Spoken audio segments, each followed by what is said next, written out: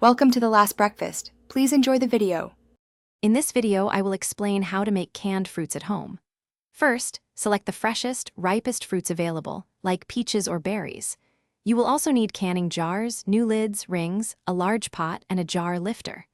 Thoroughly wash and sterilize your jars and lids in hot, soapy water, then rinse well.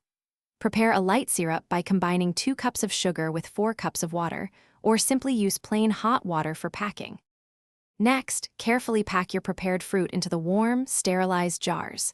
Ensure you leave about 1/2 inch of headspace from the top of the jar. Then, pour your hot syrup or water over the fruit, making sure to cover it completely. Use a non-metallic utensil to remove any air bubbles.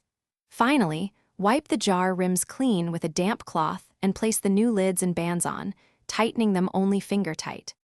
Now it is time for the water bath processing.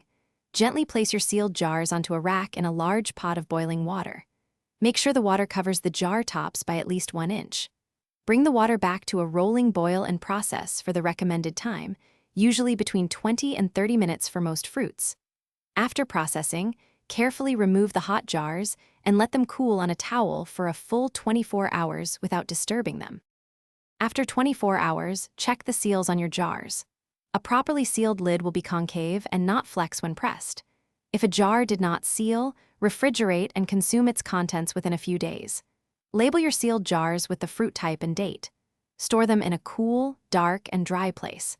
Your homemade canned fruits will be delicious for up to 1 year, ready to enjoy as a snack or in recipes. Thanks for watching. If this was helpful, leave a like and consider subscribing. See you next time.